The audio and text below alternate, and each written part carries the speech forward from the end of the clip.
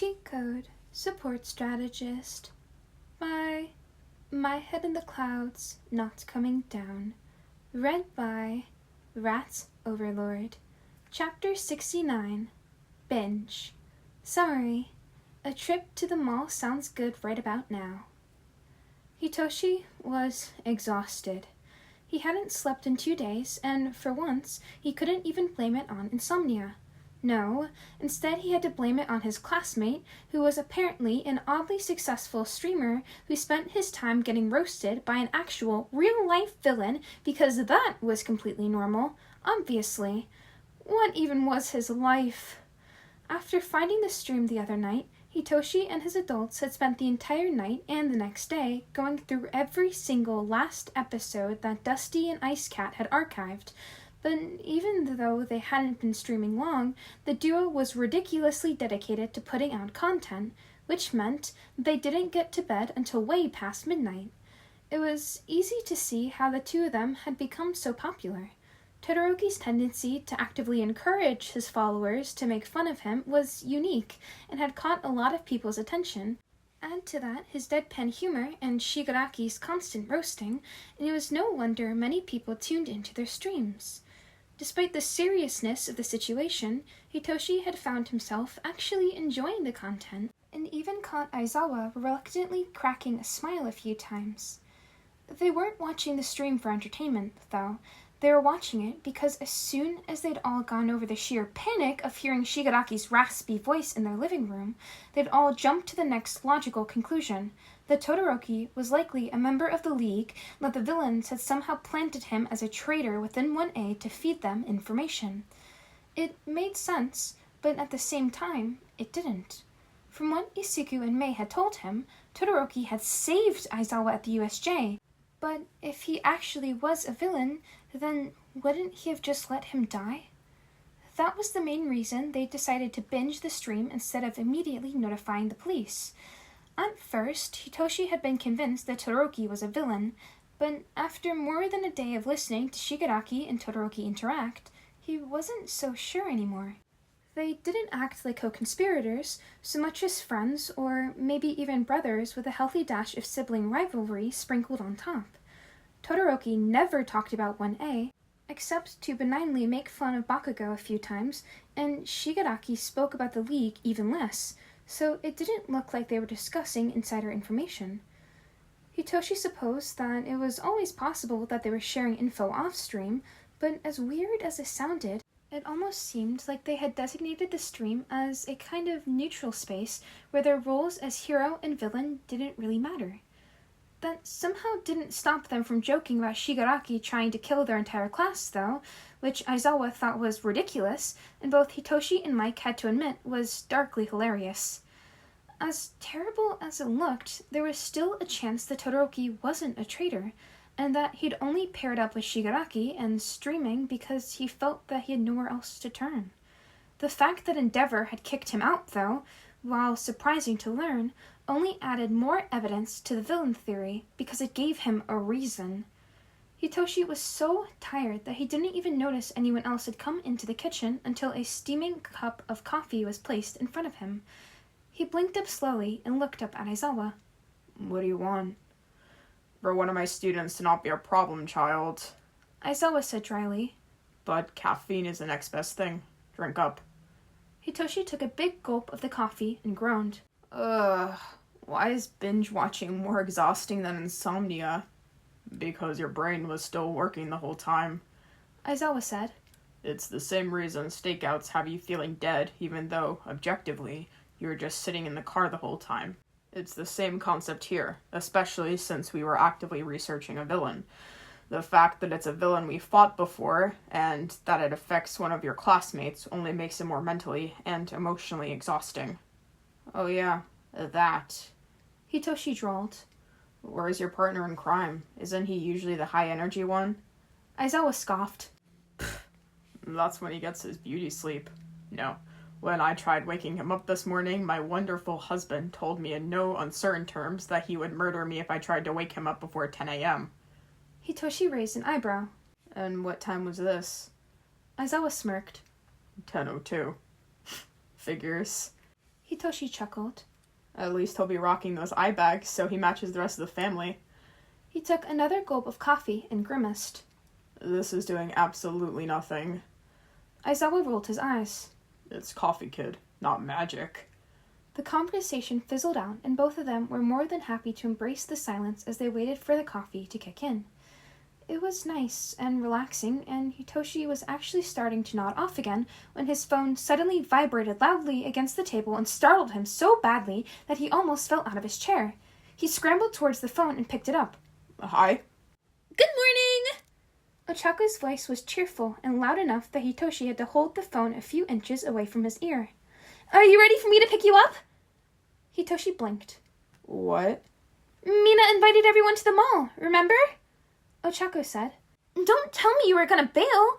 I was going to come over and we were going to get you more used to teleporting with me, remember? That was today? Hitoshi rubbed the bridge of his nose. Of all the... Yeah, just everyone's coming, right?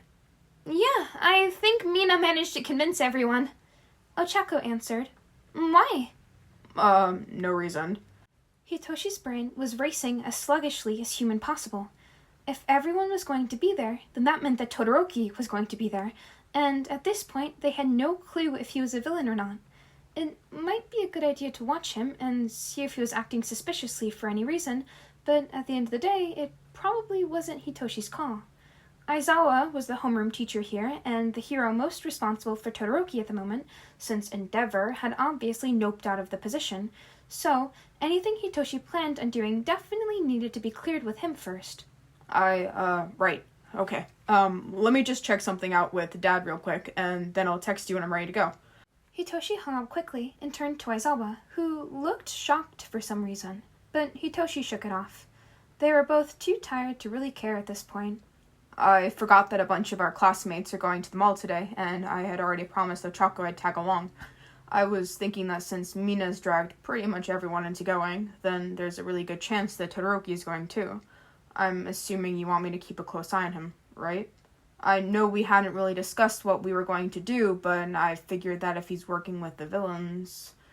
Aizawa shook himself out of whatever stupor he'd been in and frowned. I have a meeting with Netsu today to inform him of the situation, but there's still so much we just don't know. It would be illogical and unfair of me to ask you to do a job when both the danger and the threat level are both completely unknown. But you're not asking. I'm volunteering. Hitoshi pointed out. And he's my classmate, so if he's a villain, I'm already kind of at risk. Which is the only reason I'm not telling you to avoid him entirely. Aizawa said firmly. Go, have your fun with your friends, but if Todoroki starts acting oddly, inform us instead of going after him yourself. He shouldn't be your top priority, and I don't want you putting yourself in danger. Got it, kid? Got it. Hitoshi stood and nodded to Mike as he walked into the room. I gotta go. I'll talk to you guys later. Alright, kiddo. Mike gave him a knowing smile. Have a great day. Okay. Hitoshi shook his head and went to go get dressed. His adults were so weird. Shota stared after Hitoshi as he ran back into his room. Did he just... Mike grinned widely. Yeah, he did. Our kid just called you Dad, Sho. How do you feel? Shota groaned. I think I need a nap. Tamura walked into the bar only to see Kurogiri talking to Jiran and two NPCs that he'd never seen before. What's going on? Kurogiri heaved a disappointed sigh and gave him a look. First of all, you're late. Second of all, allow me to introduce our new recruits. This is Dabi, and the young woman next to him is Toga. They have come to join us because of our alliance with Stain's successor. Tamura tried not to grimace as he remembered that there was a reason they'd taken Spinner out on that murder spree. He didn't want new recruits. He wanted to get an apartment and try the newest video games. Sensei had raised him to beat All Might, but at the end of the day, that wasn't what Tamura really cared about. He wanted to beat bosses, sure, but it was a lot more effective to get that sense of accomplishment from gaming rather than murder. There were more bosses to beat, for one, and fewer consequences when he failed. Eventually, he just huffed. So, why are you NPCs here? The one Kurogiri had introduced as Dabi raised an eyebrow. To join your little group. I guess you're just as stupid as you look. Not that, you idiot. Tamura growled. I mean, why do you want to join? What objective are you after? Dobby gave him an appraising look, but Toga jumped right in. I loved Mr. Steeny! I want to kill people and drink their blood just like he did! I want to meet his apprentice and drink his blood too! Tamura wrinkled his nose. That's something, I guess. What about you, Patchwork? Why are you here? To expose fakes masquerading as heroes. Dobby replied, not breaking eye contact. What about you? Is your reason good enough to follow you? I'm just here to beat the big boss! Tamura snapped. I don't really care if you join the party or not. If you don't like that, go find your own side quest or whatever. Tamura! Kudogiri shouted at him as he shouldered past the new recruits and tore open the door. You must forgive him. Our leader knows what he must do. Allow him to clear his thoughts, and we'll get back to you on recruitment. Tamura slammed the door behind him, resisting the urge to disintegrate it completely. Drinking blood and exposing heroes. On the surface, those seemed like great reasons to be a villain, but at the same time, there were other ways to make those things happen legally.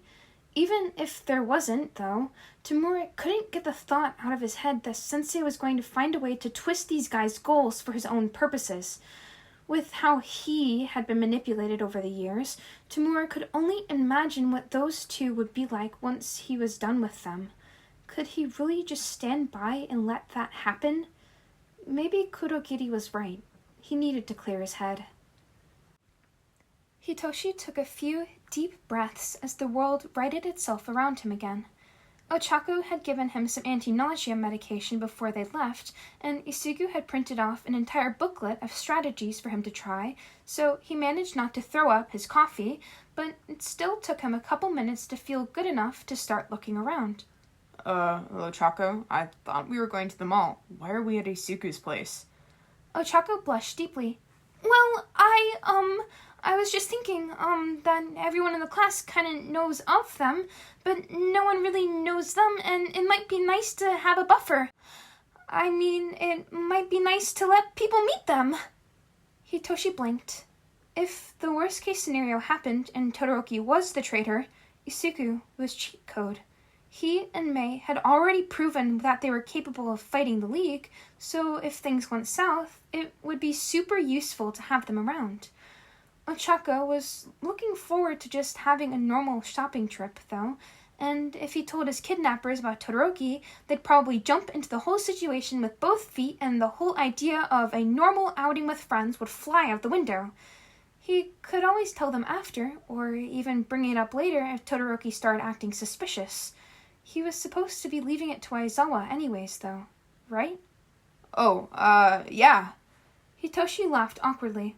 That sounds great. Do they know we're coming? Ochako nodded. Yep, I texted them both yesterday, and Mei said that she'd meet us at Isuku's. I tried texting you too, but, you weren't really responding, so... Oh, I was busy. Hitoshi grimaced. Sorry. Ochako shrugged. You were spending time with your adults, right? I noticed you called Aizawa Dad earlier, so that must be going well. Hitoshi did a double take. What? No, I didn't. Yeah, you did.